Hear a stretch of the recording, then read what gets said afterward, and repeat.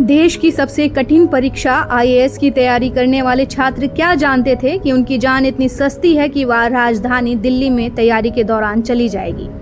Rouse IAS के basement में पानी भरने के कारण 3 छात्रों की मौत हो गई।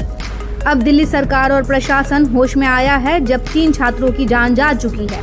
सवाल उठता है कि इसके लिए जिम्मेदार कौन है? क्या सिर्फ कोचिंग इसके लिए जिम्मेदार है या फिर प्रशासन और वहाँ की सरकार भी इसके लिए जिम्मेदार है?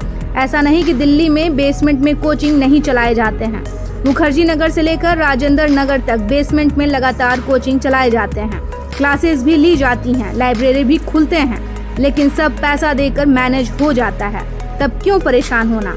मैं भी अपनी इस पढ़ाई के दौरान बेसमेंट में ही क्लास किया करती थी, जहाँ पर 500 से 1000 बच्चे एक क्लास में बैठे होते थे। भीड़ के कारण इतनी सफोकेशन होती थी कि सांस तक मुझे लेने में दिक्कत होती थी।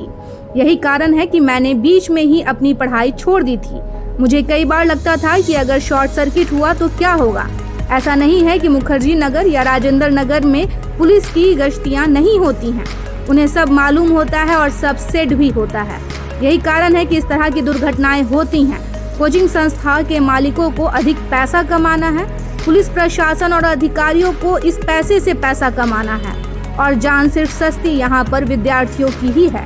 यही कारण है कि हम कभी कोचिंग संस्थानों की खिड़कियों से आग लगने के बाद अपनी जान बचाने के लिए कूदते हुए विद्यार्थियों को देखते हैं, तो कभी गंदे पानी में डूबकर मरते हुए विद्यार्थियों को देखते हैं। हाल फिलहाल के दिनों में दिल्ली में ही इस तरह की तैयारी करने वाले एक छात्र की करंट लगने से मौत हो गई।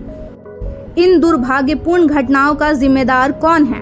क्या सिर्फ कोचिंग संस्थाएं या आंख बंद करके इन संस्थाओं की मनमानी को जारी रखने वाली प्रशासन और सरकारें भी?